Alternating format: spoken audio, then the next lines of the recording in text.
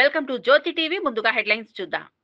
మహాత్మా గాంధీ పట్ల అనుచిత అసభ్యకర వ్యాఖ్యలు చేసిన నటుడు శ్రీకాంత్ అయ్యంగార్ పై సిసిఎస్ లో ఫిర్యాదు చేసిన ఎమ్మెల్సీ బాల్మూరి వెంకట్. గాంధీ అహింసా సిద్ధాంతం పాటిస్తున్నాం కాబట్టే శాంతియుతంగా చట్టపరంగా శ్రీకాంత్ పై పోలీస్ స్టేషన్ లో ఫిర్యాదు చేశామని వెల్లడి. ఐక్యరాజ్య సమితి పూర్వ సహాయ సెక్రటరీ జనరల్ లక్ష్మీ మురుడేశ్వర్ పురి రచించిన ఆమె సూర్యుడిని కబలించింది పుస్తకాన్ని ఆవిష్కరించిన డిప్యూటీ సీఎం పవన్ కళ్యాణ్. హాజరైన మంత్రి సత్యకుమార్ యాదవ్, ఎంపీ బాలశౌరి, ఎమ్మెల్యే మండలి బుద్ధప్రసాద్. డాక్టర్ చంద్రశేఖర్ కుటుంబానికి ప్రభుత్వం అండగా ఉంటుందన్న మంత్రి శ్రీధర్ బాబు. సీఎం ఆదేశాలతో చంద్రశేఖర్ కుటుంబానికి 5 లక్షల ఎక్స్గ్రేషియా ప్రకటించామని వెల్లడి. చంద్రశేఖర్ సోదరుల ఉద్యోగ విషయంలో ప్రభుత్వం సహాయం చేస్తుందని వెల్లడి.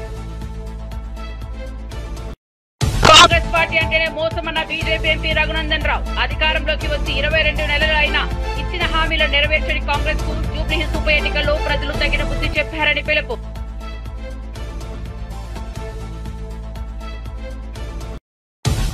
నాడు రాయలసీమను రతనాల సీమగా చేస్తామన్నది కేసీఆర్ కాదా అన్న టీపీసీసీ చీఫ్. బీసీలకు 42% కల్పించి తీరుతామన్న మహేష్ కుమార్ గౌడ్.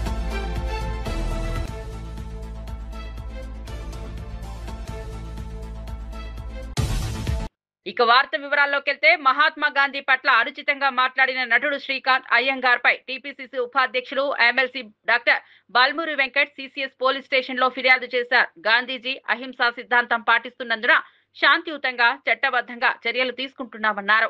మహాత్మా గాంధీ దేశానికి స్వాతంత్ర్యం తీసుకొచ్చిన నాయకుడని గుర్తు చేశారు. ఆయనపై అవమానకర వ్యాఖ్యలు చేయడం తగదని బాల్మూరి వెంకట్ మండిపడ్డారు. ఇలాంటి వ్యాఖ్యలు సమాజంలో అశాంతిని రేపే అవకాశం ఉందని చెప్పారు. గాంధీ సిద్ధాంతాలను అవమానించడం భారతీయ విలువలకు విరుద్ధమని అన్నారు. ఈ ఘటనపై రాష్ట్ర వ్యాప్తంగా విమర్శలు వెలువెత్తుతున్నాయి. ప్రజలు కూడా శ్రీకాంత్ వ్యాఖ్యలను ఖండిస్తున్నారు.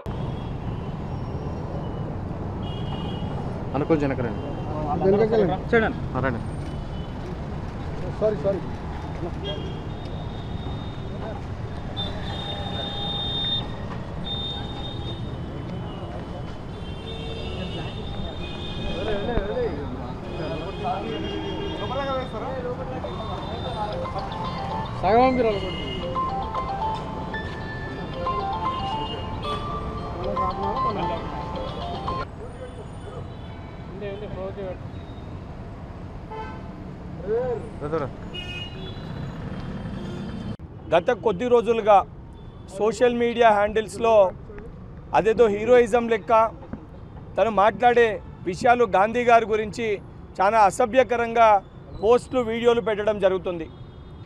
గాంధీ గారు అనే ఫాదర్ ఆఫ్ ది నేషన్ అంటే ప్రతి ఒక్కరు కూడా గాంధీ గారు కూడా భారతదేశంలో ఉన్న ప్రతి ఒక్కరు కూడా మనందరం కూడా వారిని గౌరవంగా ఈరోజు మనం ఇంత స్వాతంత్రంతో స్వేచ్ఛతోటి మనం ఉన్నామంటే ఆ రోజు స్వాతంత్ర పోరాటంలో క్రియాశీలక పాత్ర పోషించి అహింస సత్యాగ్రహం వంటి అనేకమైన మూమెంట్స్ చేసిన గాంధీ గారి గురించి సోషల్ మీడియాలో అసభ్యకరంగా గాంధీ గారు ఒక పారాసైట్ ఏదైతే సంబంధించి యాంటీబయాటిక్ అవసరమో గాంధీ గారిని చంపనీకి అటువంటి సోషల్ మీడియా పోస్టులన్నిటి తను మాట్లాడడం జరిగింది. సో ఈ శ్రీకాంత్ పైన తను మాట్లాడిన మాటలపైన చాలా తీవ్రంగా ఖండిస్తూ ఏదైతే గాంధీ గారి ఫాలోవర్స్ అదేవిధంగా భారతదేశ ప్రజలందరూ కూడా తను మాట్లాడిన మాటలు వారి యొక్క మనసుల్ని నొప్పించే విధంగా ఉన్నాయి. దానికి సంబంధించి శ్రీకాంత్ అయ్యంగార్ పైన ఏదైతే హైదరాబాదులో సైబర్ క్రైమ్లో తన పైన కేసు అనేది కంప్లైంట్ అనేది ఇవ్వడం జరిగింది. దానితో పాటు ఏదైతే ఫిల్మ్ ఇండస్ట్రీకి సంబంధించిన మా అసోసియేషన్ విష్ణు గారి సమయాన్ని కూడా కోరడం జరిగింది, వారి యొక్క సమయాన్ని కూడా అడగడం జరిగింది. ఇటువంటి వ్యక్తుల్ని ఎవరైతే గాంధీ గారి గురించి ఫాదర్ ఆఫ్ ది నేషన్ గురించి అసభ్యకరంగా మాట్లాడుతున్నారో మా అసోసియేషన్కి వెళ్ళి కూడా వారిని తొలగించాలి, తక్షణమే వారిని మా అసోసియేషన్కి వెళ్ళి తీసేయాలి, వారి యొక్క సభ్యత్వాన్ని కూడా క్యాన్సిల్ చేయాలి, రద్దు చేయాలని చెప్పి కూడా మా అసోసియేషన్ని కలిసి కూడా వారికి కూడా రిక్వెస్ట్. ఐక్యరాజ్య సమితి పూర్వ సహాయ సెక్రటరీ జనరల్ లక్ష్మీ మురుడేశ్వర్ పురి రచించిన ఆమె సూర్యుడిని కబలించింది పుస్తకం డిప్యూటీ సీఎం పవన్ కళ్యాణ్ ఆవిష్కరించారు. హైదరాబాద్ లో జరిగిన ఈ కార్యక్రమానికి మంత్రి సత్యకుమార్ యాదవ్, ఎంపీ బాలశౌరి, ఎమ్మెల్యే మండలి బుద్ధప్రసాద్ హాజరయ్యారు. మహిళల సాధికారత, లింగ సమానత్వం, ప్రపంచ సమాజంలో మహిళా నాయకత్వం వంటి అంశాలపై రచయిత అభిప్రాయాలు ఈ పుస్తకంలో పొందుపరచబడ్డాయి. పవన్ కళ్యాణ్ మాట్లాడుతూ మహిళలు సమాజ మార్పుకు మూలస్తంభమని, వారిని గౌరవించడం మనందరి బాధ్యతగా పేర్కొన్నారు. ఈ పుస్తకం యువతకు ప్రేరణగా నిలుస్తుందని అభిప్రాయపడ్డారు. పుస్తక ఆవిష్కరణ సందర్భంగా సభలో ఉత్సాహభరిత వాతావరణం నెలకొంది.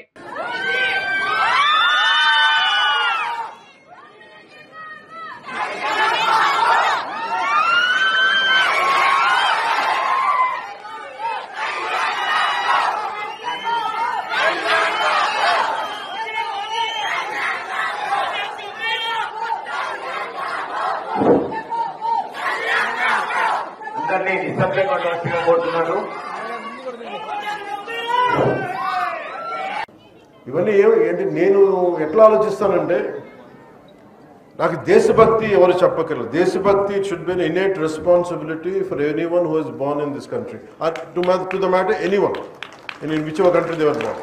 అది బేసిక్. దాని గురించి మనం చెప్పించుకుంటున్నామంటే మనం సరిగ్గా లేవు, దృష్టి పెట్టట్లేదు. అలాగే నేను జడ్జిమెంట్ చేయను whether I'm leftist or rightist. నేను ఎప్పుడు జడ్జిమెంట్ నేనేమని చెప్తానంటే సమతుల్యత. It's a balance. ప్రపంచం మనం కూర్చోబెట్టి మన ఎక్స్ట్రీమ్ లెఫ్ట్ ఎక్స్ట్రీమ్ రైట్ అంటే పనిచేయదు.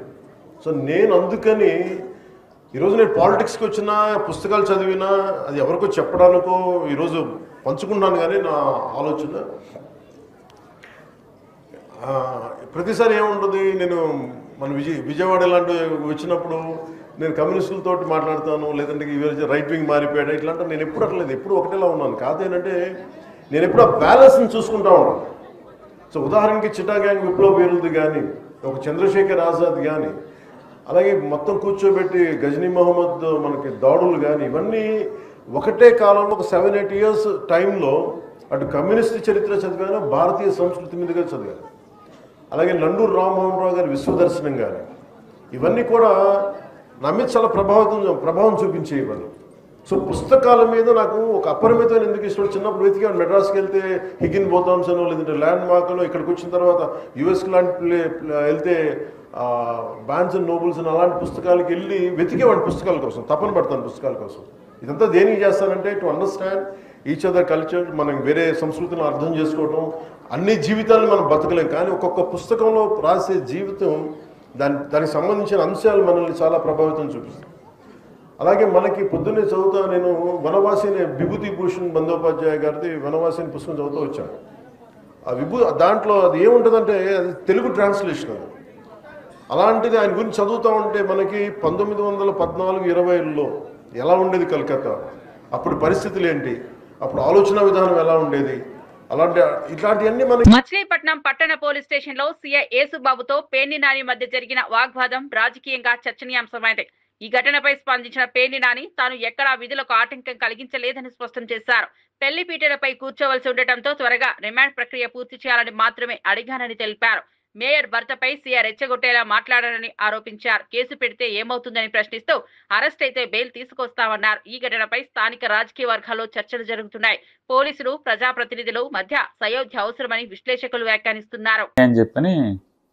నేను దబాయించాను, పోలీసుల్ని థ్రెటన్ చేశానని మాట్లాడారు. మాతో పాటు అక్కడ ఏఆర్ఎస్ఐ గారు ఉన్నాడు, ఏఆర్ కానిస్టేబుల్స్ ఉన్నారు, స్పెషల్ పార్టీ వాళ్ళు, ఇంకా పోలీసులు చాలామంది ఉన్నారు, కానిస్టేబుల్స్ ఉన్నారు. స్టేషన్లో అడగండి. నేను సుబ్బన్ని వదిలిపెట్టే నువ్వు ఎందుకు తెస్తారు మీరని నేను మాట్లాడానా? వాస్తవాలు ఏంటో తెలుసుకోండి. నేనైతే సుబ్బన్ని మరొకసారి చెప్తాను, సుబ్బన్ని విడిచిపెట్టమని అడగలేదు, నేను తీసుకెళ్తానని అడగలేదు. ఇది అసత్యం. తొందరగా రిమాండ్కి పెట్టండి, రేపు పెళ్ళి ఉంది, పీటల మీద ఇట్లనే కూర్చోవాలి అని మాత్రం నేను గట్టిగా మాట్లాడాను, చెప్పాను. చెప్తే వాళ్ళు సరే పెట్టేస్తాం రిమాండ్కి అన్నారు. అంతకుమించి ఎప్పుడైతే మా మేయర్ గారి భర్తని అతను మాట జారాడో అక్కడి నుంచి మాత్రం కావాలని రెచ్చగొట్టినట్టున్నాడు, కావాలని మాట్లాడినట్టున్నాడు. మీరు యాక్షన్ అంటే యాక్షన్ తీసుకోండి, వాస్తవాలను మాత్రం చూసుకోండి. నా మీద చర్యలు తీసుకుంటా అని చెప్పారని చెప్తాను. నేను కూడా అన్నాను. కేసు కడితే ఏం చేస్తాం, అరెస్ట్ అవుతాం, లోపలికి వెళ్తాం. ఇటీవల జరిగిన ఘటనలో ప్రాణాలు కోల్పోయిన డాక్టర్ చంద్రశేఖర్ కుటుంబానికి ప్రభుత్వం అండగా ఉంటుందని మంత్రి శ్రీధర్బాబు ప్రకటించారు. సీఎం ఆదేశాల మేరకు చంద్రబాబు కుటుంబానికి 5 లక్షల ఎక్స్గ్రేషియా మంజూరు చేసినట్లు తెలిపారు. అదనంగా ఆయన సోదరుల ఉద్యోగ నియామక విషయాన్ని కూడా ప్రభుత్వం పరిశీలిస్తుందని హామీ ఇచ్చారు. బాధిత కుటుంబానికి న్యాయం జరిగేలా అధికార యంత్రాంగం చర్యలు తీసుకుంటోందని అన్నారు. ఈ సందర్భంలో మంత్రి మాట్లాడుతూ మానవత్వంతో వ్యవహరించడం ప్రభుత్వ ధర్మమని పేర్కొన్నారు. వైద్య సేవలు అందించేవారు దేశానికి వెన్నెముకలని ప్రశంసించారు. డాక్టర్ చంద్రశేఖర్ కుటుంబం పట్ల సానుభూతి వ్యక్తం చేస్తూ సమాజం కూడా సహకరించాలని పిలుపునిచ్చారు.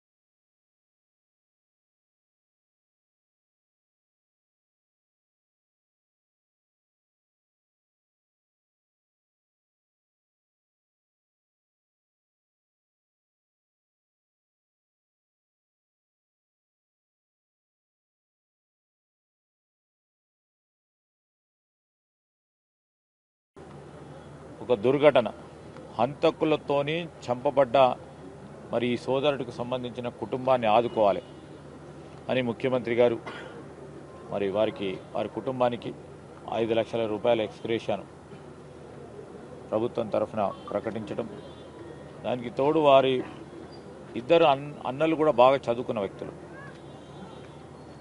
వారికి కూడా మరి ప్రైవేటు ఉద్యోగాల విషయంలో వెనువెంటనే చేసే కార్యక్రమంతో పాటు ప్రభుత్వ పరంగా కూడా మేము వారిని అందరినీ కూడా ఆదుకుంటామని, ఆ చంద్రశేఖర్ గారి ఆత్మకు శాంతి చేకూరాలని మేము మా ప్రభుత్వం తరఫున, మా మిత్రులందరి తరఫున ఆ భగవంతుని ప్రార్థిస్తూ వారి కుటుంబ సభ్యులకి సంతాపాన్ని వ్యక్తం చేస్తూ ఉన్నాం. ఇక్కడ పీజీ కంప్లీట్ చేసుకుని చంద్రశేఖర్ తమ్ముడు అనుకోకుండా దుస్సంఘటన జరిగి చనిపోవడం జరిగింది. ఆ చనిపోయిన విషయం తెలిసిన వెంటనే ఆ కుటుంబానికి రాష్ట్ర ముఖ్యమంత్రి ఆదేశాలు ఇచ్చి ఇక్కడ స్థానికంగా ఉన్నటువంటి మా కాంగ్రెస్ పార్టీ నాయకులు, మరి ఇన్ఛార్జ్ మినిస్టర్గా ఉన్న పెద్దలు, ఈ రంగారెడ్డి జిల్లా ఇన్ఛార్జ్ మంత్రివర్యులు పెద్దలు శ్రీధర్ బాబు గారు, మరి వెల్ఫేర్ మినిస్టర్గా ఆ సంఘటన విషయం తెలిసిన వెంటనే నెక్స్ట్ డే నేను ఇక్కడ స్వయంగా వచ్చి ఆ కుటుంబానికి అన్ని విధాలు కూడా మీకు ప్రభుత్వం అండగా ఉంటుంది, మీకు ధైర్యంగా ఉండాలని చెప్పి ఆ తల్లిని ఉదార్చడం జరిగింది. ఏపీ 463 టీఎంసీల నీటిని మళ్లిస్తే కర్ణాటక 112 టీఎంసీలు, మహారాష్ట్ర 74 టీఎంసీలు ఆపుతామని హరీష్ రావు వెల్లడించారు. ఈ పరిస్థితుల్లో తెలంగాణకు భారీ నష్టం జరుగుతుందనే ఆందోళన వ్యక్తం చేశారు. కృష్ణా జలాలపై సీఎం రేవంత్ రెడ్డి మౌనం ఎందుకని ప్రశ్నించారు. నల్లమల బిడ్డనని చెప్పుకునే రేవంత్ నల్లమల ప్రజల సమస్యలపై నోరు ఎందుకు విప్పట్లేదని ఎద్దేవా చేశారు. నువ్వు నల్లమల పులివా, పిల్లివా, ఎలుకవా అంటూ తీవ్ర వ్యాఖ్యలు చేశారు. పులి అయితే మాట్లాడేవాడినని, కానీ ఎలుకలా మౌనంగా ఉన్నానని విమర్శించారు. కృష్ణా జలాల విషయంలో కాంగ్రెస్ ప్రభుత్వం వైఫల్యాన్ని బహిర్గతం చేశారు. తెలంగాణ హక్కుల కోసం పోరాడాల్సిన సమయం వచ్చిందని హరీష్ పిలుపునిచ్చారు. ప్రభుత్వం కేంద్రానికి రాసిన లేఖ ఎంత స్పష్టంగా రాసిండ్రు ఇలాంటి వాళ్ళు. కర్ణాటక ప్రభుత్వం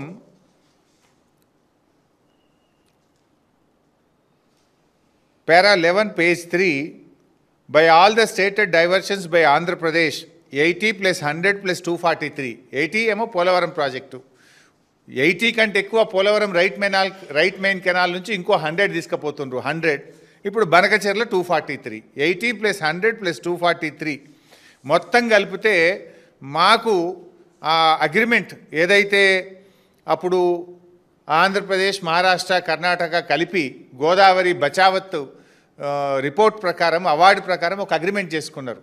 గోదావరి నీళ్లు కృష్ణానదికి మళ్లిస్తే దాంట్లో ఎగువ రాష్ట్రాలకు కూడా వాటా ఉంటుంది. ఆ వాటా ప్రకారంగా 463 టీఎంసీలు ఇవాళ ఆంధ్రప్రదేశ్ మళ్లిస్తుంది. మాకు 112 టీఎంసీలు పైన కృష్ణాలో మేము ఆల్మట్టిలో ఆపుకుంటామని రాసిండు.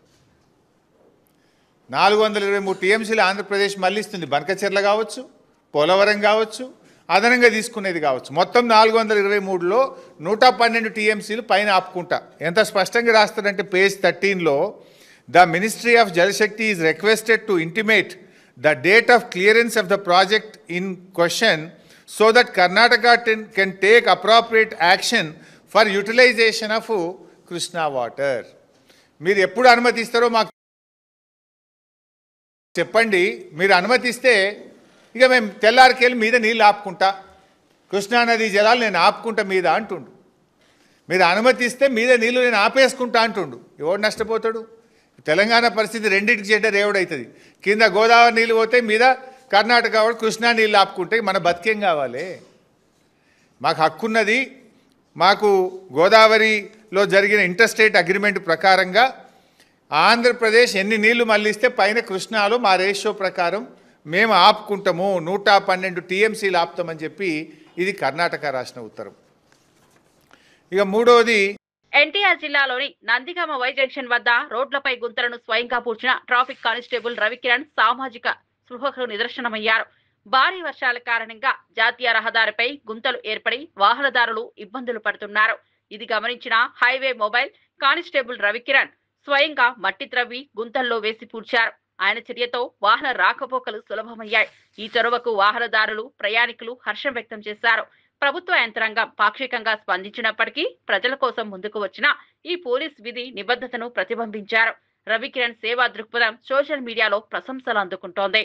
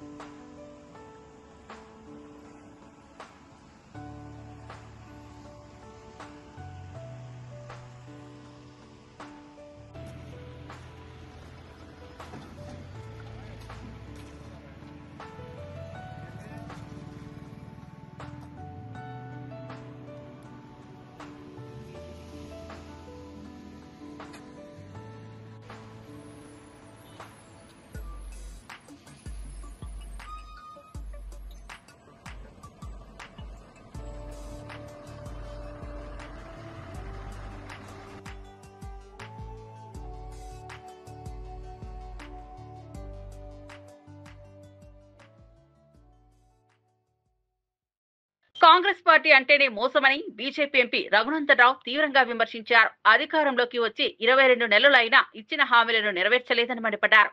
జూబ్లీహిల్స్ ఉప ఎన్నికల్లో ప్రజలు కాంగ్రెస్ కు తగిన బుద్ధి చెప్పాలని పిలుపునిచ్చారు. ఎర్రగడ్డ, బోరబండ డివిజన్లకు సంబంధించిన బీజేపీ కార్యకర్తల సౌకర్యార్థం సారథినగర్ సొసైటీలో కొత్త కార్యాలయాన్ని ప్రారంభించారు. ఈ సందర్భంగా రఘునందన్ రావు మాట్లాడుతూ కార్యకర్తలు కష్టపడి కాకుండా ఇష్టపడి పనిచేయాలని సూచించారు. ప్రజల ఆశీర్వాదంతో బీజేపీ శక్తివంతమైన ప్రత్యామ్నాయంగా నిలుస్తుందని విశ్వాసం వ్యక్తం చేశారు. ఉప ఎన్నికల్లో విజయం సాధించడానికి పార్టీ వ్యూహాలను సక్రమంగా అమలు చేస్తామని చెప్పారు. భారతీయ జనతా పార్టీ గీత గీసి బరి గీసి కొట్లాడుతుంది. గెలిచేది భారతీయ జనతా పార్టీ కమలం గుర్తు. టీఆర్ఎస్ పార్టీ 10 సంవత్సరాల అధికారంలో ఉన్నటువంటి వారి ఎమ్మెల్యే గారు, దివంగత ఎమ్మెల్యే గారు, ఏ బస్తీ రూపురేఖల్ని మార్చినటువంటి ఎమ్మెల్యే గారు ఇలా సానుభూతి పేరిట వారి శ్రీమతిని పెట్టి రాజులు యువరాజులు ఆడేటువంటి కొత్త నాటకానికి జూబ్లీ హిల్స్ ప్రజలు గుణపాఠం చెప్పాలని నేను సవినయంగా వారికి అందరు కూడా విజ్ఞప్తి చేస్తాను. ఇట్లా కాంగ్రెస్ ఇచ్చినటువంటి హామీలు, పెంచుతా అన్న పెన్షన్లు, వాళ్ళు చెప్పింది ఒక బస్సు తప్ప ఇంకేమి ఇస్తలేరు. ఆ బస్ కిరాయిలు కూడా నిన్న మొన్న పెంచిరు. ఇటు చెల్లెళ్ళకు ఫ్రీ ఇచ్చి ఇటు అన్న దగ్గరికి వెళ్ళి మళ్ళీ గుంజే కార్యక్రమం మొదలు పెడతా ఉన్నారు. అందుకని కాంగ్రెస్ అంటేనే మోసమని కార్యకర్తలందరూ కూడా విశదీకరించి చెప్పి భారతీయ జనతా పార్టీని గెలిపించాలని నేను ఆశపడతాను. మాజీ మంత్రి నారాయణ స్వామిపై మంత్రి అనిత వంగలపూడి మండిపడ్డారు. వయసు పెరిగినా బుద్ధి మాత్రం పెరగలేదని ఎద్దేవా చేశారు. స్వార్థ ప్రయోజనాల కోసం అంబేద్కర్ పేరుతో రాజీనామాలు చేస్తున్నారని ఆరోపించారు. అంబేద్కర్ విగ్రహానికి ఎవరో నిప్పంటిస్తే దానికి మాట్లాడాల్సింది పోయి రాజకీయ వ్యాఖ్యలు చేయడం ఏంటని ప్రశ్నించారు. సామాజిక న్యాయం కోసం పోరాడిన మహానుభావుల పేరుతో రాజకీయ లాభాలు పొందడం తప్పు అని అన్నారు. అంబేద్కర్ వారసత్వాన్ని గౌరవించాలంటే ఆయన సిద్ధాంతాలను ఆచరణలో పెట్టాలని సూచించారు. రాష్ట్ర ప్రజలు ఇటువంటి వ్యాఖ్యలతో మభ్యపడమని చెప్పారు. అనిత వంగలపూడి వ్యాఖ్యలు రాజకీయ వర్గాల్లో చర్చనీయాంశంగా మారాయి. ఇక్కడ అంటే కలెక్టర్ అంటే అంబేద్కర్ గారిని కూడా ముందుకు తీసుకొచ్చి రాజకీయాలు చేయాలనుకోవడం ఎంతవరకు సమంజసం అని ఈ రోజు నేను అడుగుతున్నా, మీ ద్వారా ప్రజానికాన్ని అడుగుతున్నా. మళ్ళీ వాళ్ళు అదే మాట్లాడతారు. దీనికి తోడు డిప్యూటీ సీఎం గా చేసిన ఈ మాజీ డిప్యూటీ సీఎం, మాజీ లిక్కర్ మంత్రి, వీళ్ళందరూ కూడా నారాయణ స్వామి వయసు పెరిగింది కానీ బుద్ధి పెరుగుతుందో లేదో నాకైతే అర్థం కావట్లేదు. తిండి పెట్టిన వాళ్ళు ఎవరైనా రొమ్ము గుద్దే మనుషులు ఉంటే వాళ్ళని మనిషి కింద మనం ఎవరు కూడా లెక్క చేయం. అటువంటి అంబేద్కర్ గారి విగ్రహాన్ని తగలబెట్టేసి దాని ద్వారా రాజకీయం చేద్దాం అనుకుంటే నువ్వు సరాసరి వచ్చి ఇది ఎందుకు జరిగింది, ఎలా జరిగింది అని మాట్లాడడం మానేసి ఇక్కడికి వచ్చి కూర్చొని రాజకీయం చేసి తెలుగుదేశం పార్టీ వాళ్ళు మీరు చేశారు కాబట్టి మీరు వెళ్ళి వాళ్ళని అరెస్ట్ చేయండి అని పోలీసులకు ఇన్స్ట్రక్ట్ చేసే పరిస్థితి. ఇలాంటి రాజకీయం అంటే, ఇలాంటి మీ పరిపాలన అంటే, ఇందుకైనా 2 సార్లు ఇక్కడ ఈ నియోజకవర్గం వాళ్ళని గెలిపించారు, ఇందుకైనా డిప్యూటీ సీఎం పొజిషన్ నిన్ను కూర్చోబెట్టి మాట్లాడారు అని ఎవడైనా, ఏ పార్టీ వాడైనా, ఏ కులం వాడైనా అంబేద్కర్ విగ్రహానికి అవమానం జరిగింది, అంబేద్కర్ గారికి అవమానం జరిగిందంటే కులాలకి మతాలకి అతీతంగా రోడ్డు మీదకి వచ్చి కూర్చొని జై భీమ్ అనే ఒకే ఒక నాయకుడు ఎవరైనా ఉన్నారంటే మన అంబేద్కర్ గారు. అటువంటి అంబేద్కర్ గారి విగ్రహానికి నిప్పు పెడితే దానికి రాజకీయ రంగు పులిమి నువ్వు వచ్చి రోడ్డు మీద కూర్చొని దాన్ని స్టేట్ వైడ్ ఇష్యూ చేయడానికి ఎక్కడికి నుంచో నాయకులు తీసుకొచ్చి నువ్వు కూర్చోబెడతావా? ఎంపీ వస్తాడా? కరుణాకర్ రెడ్డి వచ్చి కూర్చుంటాడా? నిజాలు తెలిసిన తర్వాత ఈ రోజు ఎవరు మాట్లాడితే అధికారంలో ఉన్నప్పుడు నిర్మాణాలను పూర్తి చేయాలని జగన్ ఇప్పుడు దొంగ ఏడ్పులు ఎందుకుంటున్నారని బీజేపీ జాతీయ కౌన్సిల్ సభ్యురాలు సాదేని యామిని తీవ్రంగా ప్రశ్నించారు. 17 వైద్య కళాశాలల కోసం కేంద్రం మంజూరు చేసిన నిధులను సద్వినియోగం చేయలేదని విమర్శించారు. కొన్నింటికైతే భూసేకరణ కూడా పూర్తి కాలేదని యామిని ఆగ్రహం వ్యక్తం చేశారు. రాష్ట్ర అభివృద్ధి కంటే వ్యక్తిగత రాజకీయాలకు ప్రాధాన్యం ఇచ్చారంటూ జగన్ పాలనను తప్పుపట్టారు. కేంద్రం ఇచ్చిన నిధులను సమర్థంగా ఉపయోగించి ఉంటే ఆరోగ్య రంగం బలోపేతం అయ్యేదని అన్నారు. ప్రజల డబ్బును వృధా చేసుకున్న వైఎస్ఆర్సీపీ నాయకత్వంపై ప్రజలు తీర్పు ఇవ్వాలని పిలుపునిచ్చారు. ఏ విధంగా ఈ రెండింటిని ఉపయోగించుకుంటూ రాష్ట్రాన్ని దోచుకోవాలన్నది కూడా ఆయన బాగా తెలిసినటువంటి వ్యక్తి. పేద ప్రజల విద్యార్థులు ఎవరైతే ఉన్నారో వారు మెడికల్ కళాశాలలో చదువుకోవడము, బాగుపడ్డము, డాక్టర్ లాగా అవడము లేదా నర్సింగ్ ఇండస్ట్రీలో ఉండడం ఆయనకి ఇష్టం లేదు. నిన్న మళ్ళీ పరిగెత్తుకుంటూ ఎగేసుకుంటూ వెళ్ళాడు నర్సీపట్నానికి. ఏముంది అక్కడ మొండిగోడులు చూడ్డానిక? ఆ ఇచ్చినటువంటి 17 కాలేజీల్లో ఆయన దాదాపు చాలా మటుకు భూసేకరణ కూడా పూర్తి కాలేదు. సెంట్రల్ స్కీమ్ కింద భారత కేంద్ర ప్రభుత్వము అలానే కొన్ని గ్రాంట్ల కింద అనుకోండి ఆర్థిక సహాయాన్ని 1965 కోట్ల రూపాయలు ఈ మెడికల్ కళాశాలల కింద కేంద్ర ప్రభుత్వం కూడా సహాయం చేసింది. 1550 కోట్లే ఖర్చు పెట్టి అదేదో అక్కడికి ఆయన ఏదో ఉద్ధరించేశాను అప్పట్లో ఆయన ప్రభుత్వ పాలనలో అని చెప్పని ఇంకా ప్రజలని మోసం చేస్తూనే ఉన్నాడు. విచ్ ఈజ్ లైక్ 15% కూడా కాదు ఆయన ఖర్చు పెట్టింది. ఏదో 1-2 మెడికల్ కాలేజీలు కట్టేసి దాన్ని సుందరంగా తీర్చిదిద్దని అది కూడా మేము ఇచ్చిన డబ్బులతో ప్రత్యక్షంగా పరోక్షంగా చేసి ఇప్పుడు ఇంకా ఎవరిని మోసం చేద్దామని. హైదరాబాద్ కమాండ్ కంట్రోల్ సెంటర్ లో CM Revanth Reddy A hub, T square ప్రాజెక్టులపై సమీక్ష నిర్వహించారు. ఈ సమీక్షలో మంత్రి Sridhar Babu, special CS Jayesh Ranjan, Sanjay Kumar, CMO OSD Vevula Srinivasulu, TGIIC MD Shashanka, T fibre MD Venuprasad, IT శాఖ డిప్యూటీ సెక్రటరీ భవేష్ మిశ్రా తదితర అధికారులు పాల్గొన్నారు. హైదరాబాద్ ను స్మార్ట్ సిటీగా తీర్చిదిద్దే దిశగా ప్రభుత్వం ప్రాధాన్యతనిస్తోందని పేర్కొన్నారు.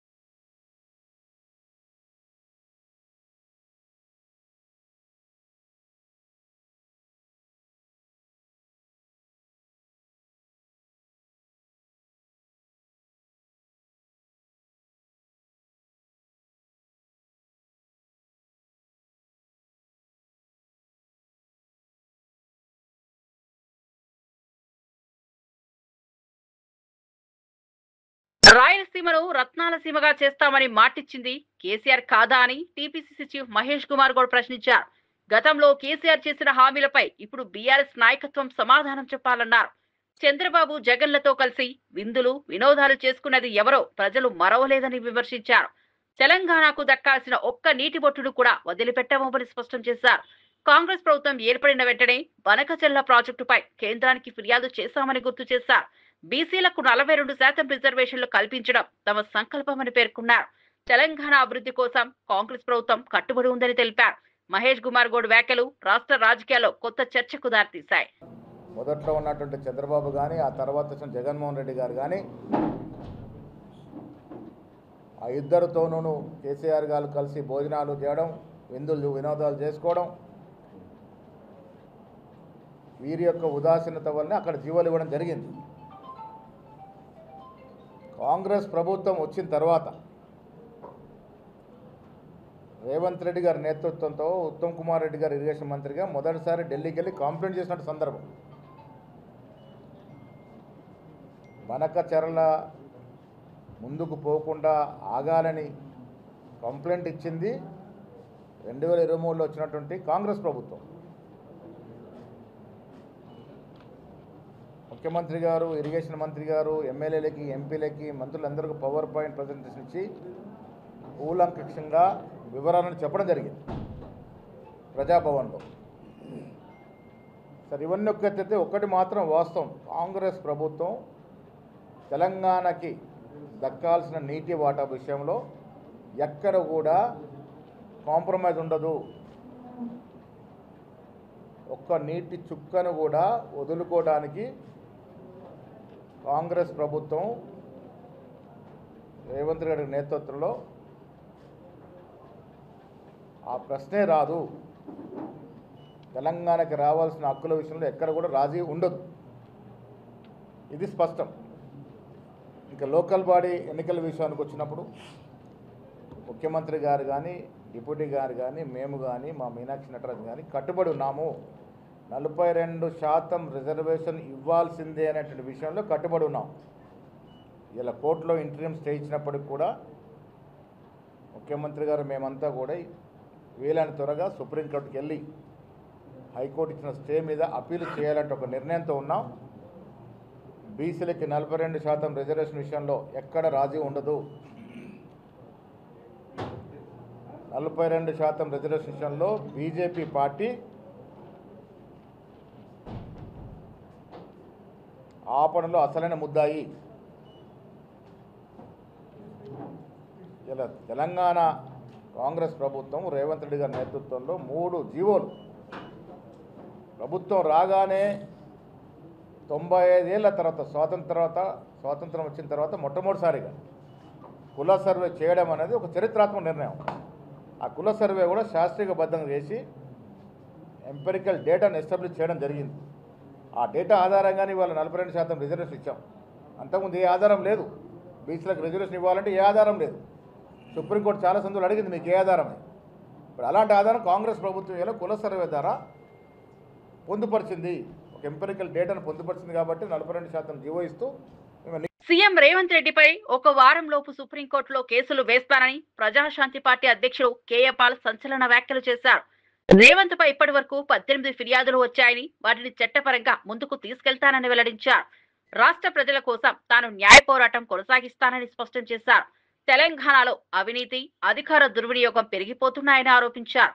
పాల్ మాట్లాడుతూ ప్రజాస్వామ్యంలో ఎవరూ చట్టానికి పై చేయి కాదని గుర్తు చేశారు. సుప్రీంకోర్టులో కేసులు వేస్తా. ఎందుకు అంటే తమ్ముడు రేవంత్ 18 కంప్లైంట్లు వచ్చాయి. ఇప్పటికి ఒక్కొక్కటి కొన్ని వేల కోట్లు కంప్లైంట్లు.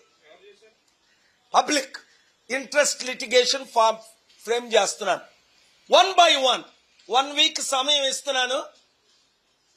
20వ తారీఖు లోపుని తమ్ముడు రేవంత్ రా, రాష్ట్రాన్ని అభివృద్ధి చేద్దాం, డబ్బులు తెద్దాం వద్దు, సమిట్లు పెడతాం వద్దు, నిరుద్యోగ సమస్య నిర్మూలన చేద్దాం వద్దు, న్యాయం చేద్దాం వద్దు, అప్పులు తీర్చుదాం వద్దు, అభివృద్ధి చేద్దాం వద్దు, మరేం చేద్దాం? దోచుకు తిందాం. వాళ్ళే దోచుకుంటున్నారు. 1 by 1 18 కంప్లైంట్లు నేను పెట్టానా? బాగోదు, రాష్ట్రాలు పాడైపోతాయని నేను కొంచెం ఆలోచిస్తున్నాను మంచి మనసుతో. చూసారా, ఆ రాకేష్ అనే ఆయన షూ ఇసిరాడు. చీఫ్ జస్టిస్ గారు క్షమించేశారు. ఒక దళితుడైన ప్రధాన న్యాయమూర్తికే సేఫ్టీ లేక చెప్పులు ఇసురుతుంటే అడ్డుకోపోతే ఆయనకి ఎంత ఇంజురీ అవును. అసలు అలాంటి వాడిని అరెస్ట్ చేసి 3 గంటల్లో వదిలేశారు. అంటే అర్థం ఏంటి? ఒరే, సనాతన ధర్మం పేరుతో చెప్పులు ఇసరండ్రా, కత్తులెట్టుకొని బయలుదేరండ్రా, దళితుల్ని చంపండ్రా, క్రిస్టియన్ ముస్లింల మీద దాడులు చేయండ్రా అని ఎక్కడైనా సనాతన ధర్మం చెప్పిందా? సనాతన ధర్మం పేరుతో పవన్ కళ్యాణ్ ఏమో లడ్డూలో అబద్దాలు ఆడి నేను సుప్రీంకోర్టుకి వెళ్ళని నోరు మూయించాను. చూడండి, పొంగులేటి శ్రీనివాసరెడ్డి 1000 కోట్లు ఎలా సంపాదించాడు? అవినీతిగానే సంపాదించాడు, నీతిగా సంపాదించలా. ఈ రాజకీయ నాయకులు కొండా సురేఖ రాసిన లెటర్లో సత్యం లేకపోతే ఆయన డెఫమేషన్ కేసు వేస్తాడు కదా. సత్యం ఉండబట్టే 71 కోట్లే దొరికారు. అది వాళ్ళు భాగం పెంచుకుంటున్నారు. ఇది అన్ని గొడవలు, ఇంటర్నల్ గొడవలు. అరే 4 కోట్ల తెలంగాణ ప్రజల్లో 1 కోటి మందికి తిండి లేదు, ఉచిత విద్య లేదు, ఉచిత వైద్యం లేదు, నిరుద్యోగులకు ఉద్యోగాలే. 60 లక్షల మంది నిరుద్యోగులు ఉన్నారు తెలంగాణలో. ఆంధ్రప్రదేశ్లో 1 కోటి మంది నిరుద్యోగులు ఉన్నారు. మహిళలకు రక్షణ లేదు. ఎవరైనా పట్టించుకుంటున్నారా? ఎలక్షన్ల ముందు 1000 రూపాయలు 2000 ఇవ్వడం, పనికిమాలిన వాగ్దానాలు చేయడం. మరిన్ని అప్డేట్స్ కోసం చూస్తూనే ఉండండి జ్యోతి టీవీ.